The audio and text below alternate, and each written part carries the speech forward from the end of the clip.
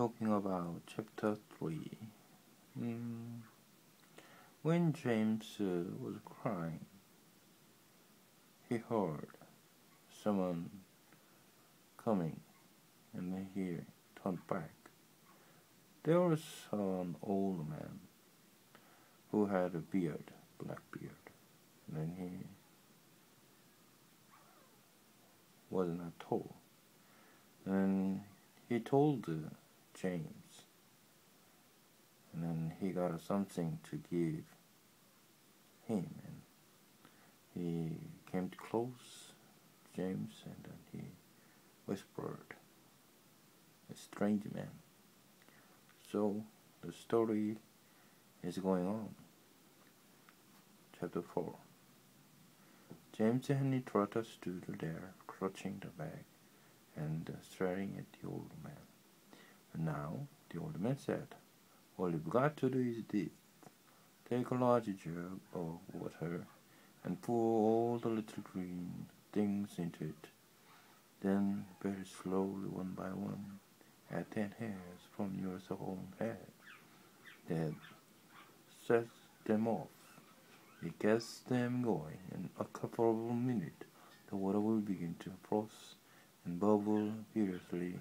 As soon as that happens, you must quickly bring it all down, the whole jugful, in one gulp, and then, my dear, you'll feel it churning and boiling in your stomach, and steam starts coming out of your mouth immediately after that.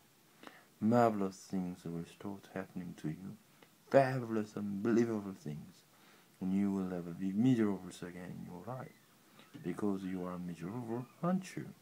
You needn't tell me. I know all about it. Now off you go, and do exactly as I say, and don't whisper a word of this to those who horrible answer yours. Not a word, and don't let those green things in there get away from you either, because if they do escape, then they will be working neither magic upon somebody else instead of upon you. And that isn't what you want at all, is it, my dear?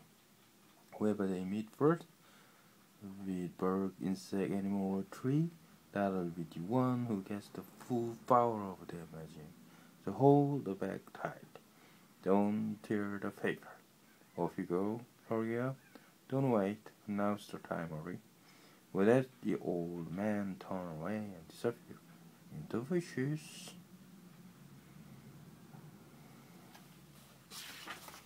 Chapter 5. The next moment, James was running back toward the house as fast as he could go. He would do it all in the kitchen, he told himself, if only he could get in there without Aunt Spongy and Aunt Spiker seeing him. He was terribly excited. He flew through the long grass and the stinging nettles, not caring whether he got stung or not on his bare knees. And in the distance he could see Aunt Spongy and Aunt Spiker sitting in the chair with ears back toward him. He swerved away and from them so as to go around the other side of the house, but then suddenly, just as he was passing underneath the old peach tree that stood in the middle of the garden, his foot slipped and he fell flat on his face in the grass. The paper bag burst open as it hit the ground, and the thousands of tiny green things were scattered in all directions.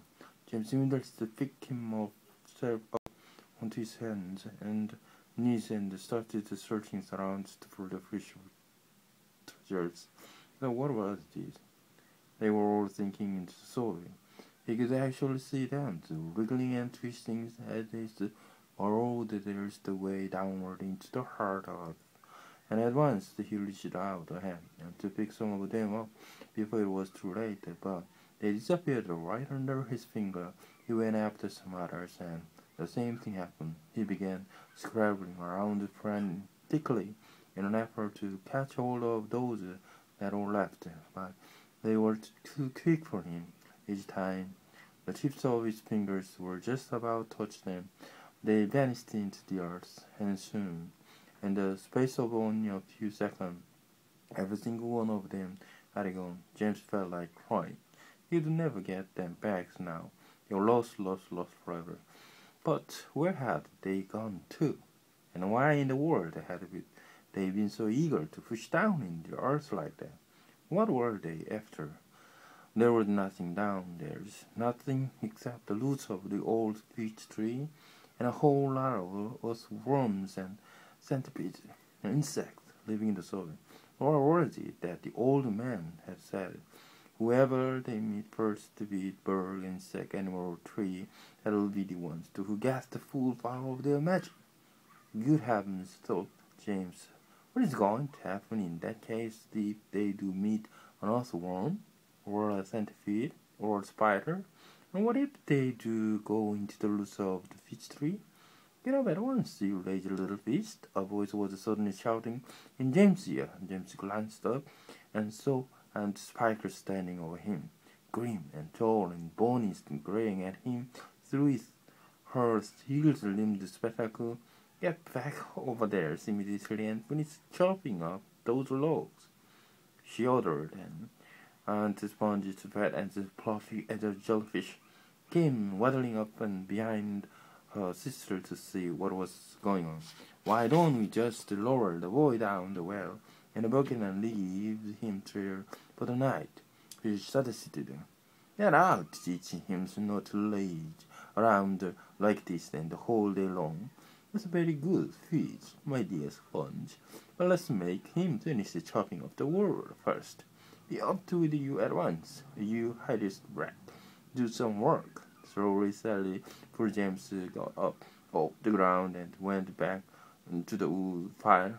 Or if only he hadn't slipped and fallen and dropped in that precious bag, all hope was happier left and had gone completely now, today and tomorrow and the next day, and all the other days as well, would be nothing but punishment and pain, unhappiness and despair. He picked up the chopper and was just about to start chopping away still again when he heard a shout behind him that made him stop and turn. Done.